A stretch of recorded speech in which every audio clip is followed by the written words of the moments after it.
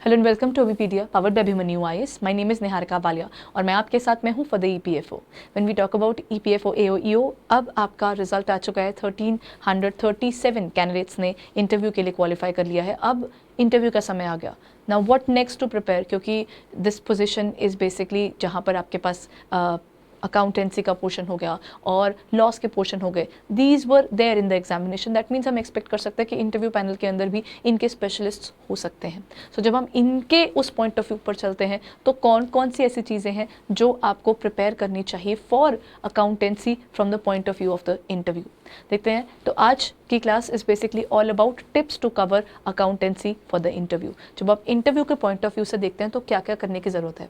सी, अब आपको ज़रूरत है कंसेप्चुअल प्रिपरेशन की। आपका जो भी इसका सिलेबस हमारे पेपर में आया हुआ था या जो हम इनकी प्रीवियस एग्जामिनेशन के पॉइंट ऑफ व्यू से चल रहे हैं, अगर आप उसके बेस पे जाते हैं तो अब आपको कंसेप्ट्स पढ़ने हैं, बिकॉज अब आपको पूछा जाएगा उसके रिगार्डिंग। अब एमसीक्यू नहीं आएगा ना, तो हमें क्या करना है, हमें उन टॉपिक्स को एक कंसेप्ट वाइज पढ़कर चलना है कि मुझे उसका मतलब पता है, क्या मुझे उसका कोर आइडिया है। फॉर एग्जाम्पल मैंने पूछ दिया क्या है डेप्रिसिएशन, सो आपको डेप्रिसिएशन के बारे में क्या पता है, तो आप उस तरीके से उस पर्टिकुलर टॉपिक पर सोच कर बताएंगे। और हमेशा याद रखिएगा कि आपका answer has to be very clear, क्योंकि जो आप बोल रहे हैं उसी में से नेक्स्ट क्वेश्चन भी निकल के आ सकता है। तो जो आप बोल रहे हैं, जो आप आंसर फ्रेम कर रहे हैं, वो बहुत ध्यान से करना होता है, क्योंकि अगला क्वेश्चन कई बार उसी में से, उसी के पॉइंट्स में से निकाला जा सकता है। So you need to think about all those things beforehand. ऐसा नहीं होना चाहिए कि वो वहाँ पर जाकर आप उस बारे में सोच रहे हैं। तो अब आपको क्या करनी है, अब आपको कंसेप्चुअल प्रिपरेशन की तरफ मूव करना है।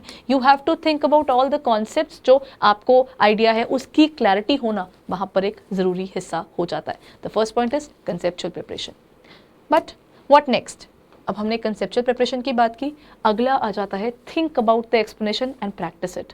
अगर मैंने आपसे डेप्रिसिएशन का पोर्शन पूछा, अब जैसे आज मैंने डेप्रिसिएशन पूछा कि what do you mean by depreciation, you must have studied about it in your preparation, so फिर आप बताएंगे कि डेप्रिसिएशन एग्जैक्टली होती क्या है, आपको डेप्रिसिएशन के बारे में क्या पता है, किस किस जगह पर डेप्रिसिएशन अप्लाई हो सकती है। सो आपको वो आंसर अपने दिमाग में ऑलरेडी एक आंसर बनाकर प्रिपरेशन करके देखनी है कि अच्छा मेरे अकॉर्डिंग डेप्रिसिएशन ये होती है, दिस हैज़ बीन समथिंग जो डिफाइन किया गया है। इसके रिगार्डिंग अब अकाउंटिंग स्टैंडर्ड बोलने की ज़रूरत पड़ेगी, क्योंकि अगर आपने अकाउंटिंग स्टैंडर्ड डिफाइन किया तो हो सकता है वो अकाउंटिंग स्टैंडर्ड्स की इन डेप्थ में चले जाए, या फिर अगर आपने कोई स्पेसिफिक एग्जाम्पल फ्रेम किया, उस एग्जाम्पल के अंदर से आपका अगला टेक्निकल क्वेश्चन बन सकता है। तो आपको कुछ ऐसी तरीके से आपके एग्जाम्पल या एक्सप्लेनेशन को रखना है that it is safe for you. Now when we talk about the term safe, it is about कि जो भी आप उसके अंदर बता रहे हैं उसके अंदर से अगर अगला कोई पॉइंट ऑफ व्यू निकलता है, आपने कोई टर्म यूज कर रहे हो, उस टर्म का इस्तेमाल आप तरीके से कर रहे हैं। फॉर एग्जाम्पल जब हम डेप्रिसिएशन की बात करते हैं,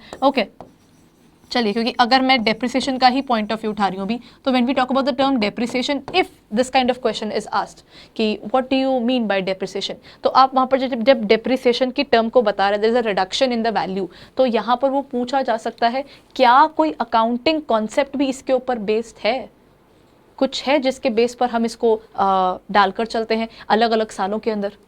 ऐसे छोटे छोटे पॉइंट्स, ये बिल्कुल बेसिक सी पॉइंट है।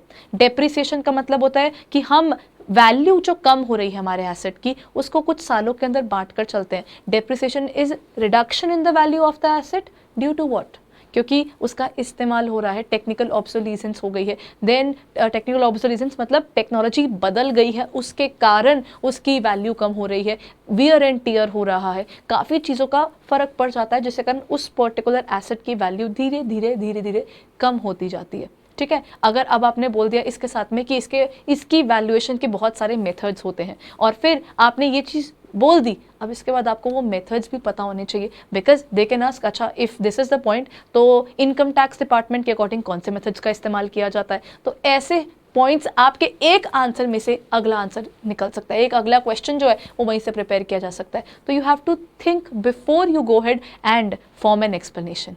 ठीक है, ये आया एक छोटा सा पॉइंट। अगला current accounting terminologies that are coming in the news, ये एक इंपॉर्टेंट पॉइंट हो जाता है बिकॉज वो पूछ सकते हैं कि अच्छा अगर कोई स्पेसिफिक रीसेंट स्कैम्स के बारे में आपको पता होना चाहिए कि अकाउंटेंसी के अंदर कौन कौन सी चीज़ें जिसके ऊपर आजकल न्यूज़ में आ रहा होगा, जिस टाइम पर आप इंटरव्यू देने जाएंगे उस समय पर अगर कोई अकाउंटिंग टर्मिनोलॉजी है जो उस टाइम न्यूज़पेपर में आपको कहीं दिखती है तो उसको आपको पढ़कर रखना है, क्योंकि न्यूज़पेपर के थ्रू तो वो चल ही रहे होंगे बट आपके फाइनेंशियल पोजीशंस जो होती हैं अभी कंट्री की चल रही हैं, ये छोटी छोटी चीज़ें पूछी जा सकती हैं वहाँ पर इंटरव्यू के समय, और कहीं ना कहीं इनका आपको पता होना ज़रूरी है क्योंकि इस पेपर के अंदर टेक्निकल चीज़ें भी इन्वॉल्व थी। तो जब आप टेक्निकल चीज़ों की तरफ देख रहे हो तो उनकी नॉलेज होना इंपॉर्टेंट हो जाता है। सो जो भी अभी न्यूज़ चल रही है उसके अंदर जो छोटी छोटी टर्म्स आ रही होंगी अकाउंटेंसी बेस्ड या फाइनेंस बेस्ड, आप उसको थोड़ा बहुत रिव्यू ज़रूर करते चलिए, तो ताकि आप एग्जामिनेशन जब आप इंटरव्यू में बैठते हैं आपको उन चीज़ों का आइडिया तो हो। Then the best thing would be you go through those terms and उसको गूगल करके उसका टर्म को अच्छे से पढ़ लीजिए, उस टर्म के रिलेटेड जो भी आपको स्पेसिफिक न्यूज़ मिली है उसको भी अपने दिमाग में रखिए, ताकि अगर वो कोई पर्टिकुलर टर्म पूछते हैं तो देन आप जिस न्यूज़ के रिगार्डिंग वो बात चल रही थी, आपने उसके रिगार्डिंग पढ़ी थी, आप उसकी भी अपडेट दे सकते हैं कि मैंने ये न्यूज़ पढ़ी थी। तो आप जो भी पढ़ रहे होंगे उसको तरीके से पढ़ना, इस तरीके से कि उसमें से कोई क्वेश्चन निकल कर आ जाए, पूछ दिया जाए तो आप कैसे आंसर करने वाले हैं, वो सारी प्रिपरेशन आपको सोचकर चलनी है। ठीक है, so that means the current accounting terminology that are coming in the news, इन चीज़ों को आपको दिमाग में लेकर चलना होगा। Then revise the basics and prepare practical life based questions on accounting as well. When we talk about it, basics revise करना है क्योंकि इस बार पेपर के अंदर जो 10 questions थे वो mostly आपके पास बिल्कुल basics से उठाए हुए questions थे। They weren't putting anything difficult but उन्होंने basics से डाले थे, तो वो expect करते हैं कि जिसने ये particular पेपर क्लियर किया तो जब वो बेसिक्स के बारे में पूछे तो वो डेफिनेटली उस पॉइंट पे जा सकते हैं। और प्रैक्टिकल लाइफ अगर आप कोई चीज़ एक्सप्लेन कर रहे हैं रैदर देन वो बिल्कुल बुकिश डेफिनेशन पे जाने की बजाय आप इसको सिंप्लीफाई कर सकते हैं क्या? Can you explain all these things in such a manner कि आप जब एक्सप्लेन कर रहे हो तो रियल लाइफ बेस्ड एग्जाम्पल्स की बात की जा सकती है। जैसे अगर आपसे पूछ लिया जाए एक्सपेंस और एक्सपेंडिचर के बीच का डिफरेंस क्या है, तो एक्सपेंडिचर यानी कि ये स्क्रीन भी हो सकती है, एक्सपेंडिचर यानी कि एक छोटा सा पेन भी हो सकता है, लेकिन एक्सपेंस वो छोटा सा पेन ही होगा।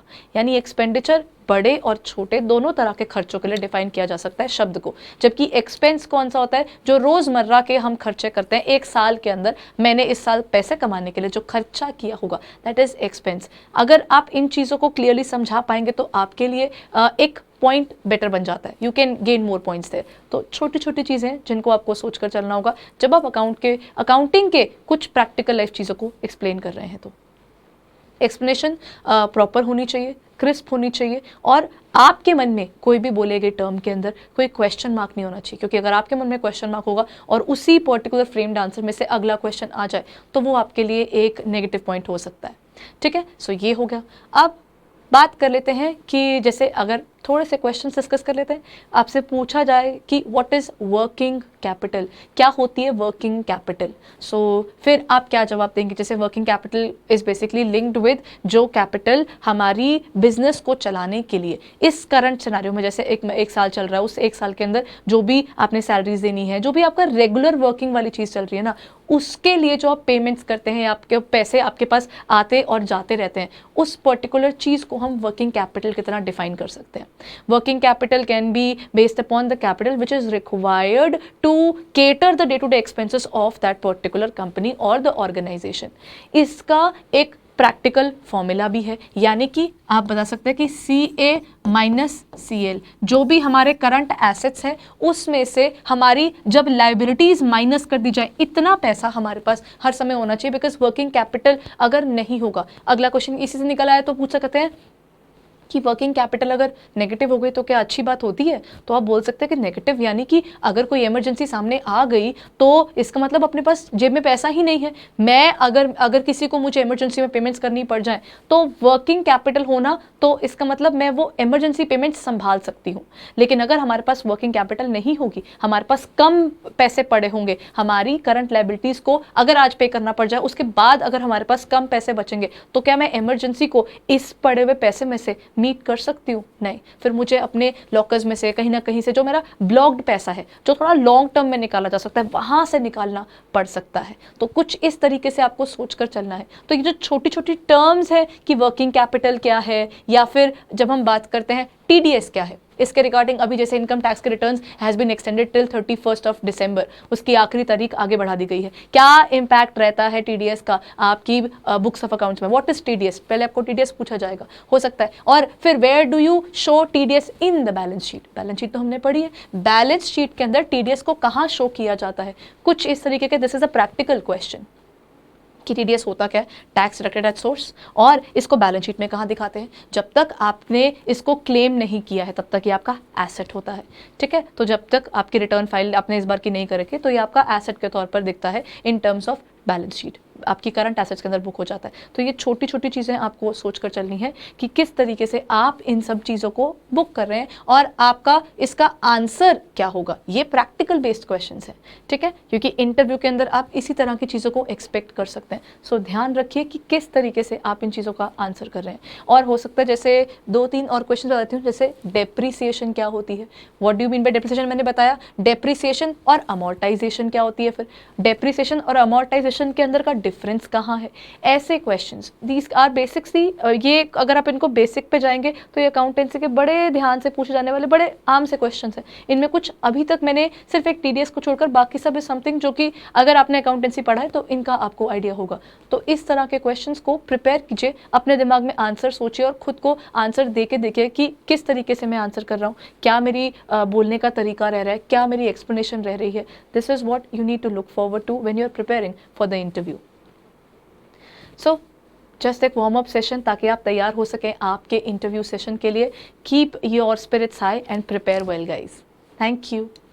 एंड अगर अभी तक आपने इसके हमारे मॉक इंटरव्यू सेशंस के लिए अभी तक रजिस्टर नहीं किया है तो आप हमारे पोर्टल पर जाकर, उसकी डिटेल्स यहाँ नीचे अवेलेबल होगी, अपना डेफ अपलोड कर दीजिए ताकि आप इस तरह के जो क्वेश्चंस हैं इनका पर्सनलाइज्ड क्वेश्चन बैंक आपके पास आएगा। ये सिर्फ थोड़े से क्वेश्चंस थे, आपके डेफ को देखकर एक स्पेसिफिक लिस्ट ऑफ क्वेश्चंस आ जाएगी। आप उन क्वेश्चंस को प्रिपेयर कीजिए और मॉक इंटरव्यू में बैठिए ताकि आपको आइडिया हो कि उनके आंसर्स कैसे देने हैं। The panel will be there for you guys ताकि आपकी प्रिपरेशन थोड़ी स्ट्रॉन्गर रहे। 1337 स्टूडेंट्स में से 421 will be taking up the job. So make sure आप अपनी तरफ से कोई कमी नहीं छोड़ रहे हैं। तो अगर आप इस चीज़ को लेना चाहते हैं, you want to avail for this particular opportunity well, तो द बेस्ट थिंग इज कि आप अपनी प्रिपरेशन पहले से स्ट्रेंथन अप करके देखें and you can go forward to our mock interview sessions. These mock interview sessions are absolutely free. आपको कुछ पे नहीं करना है, सिर्फ अपना डेफ अपलोड करके अपना पर्सनलाइज्ड एप्लीकेशन जो आपको फॉर्म है वो आपको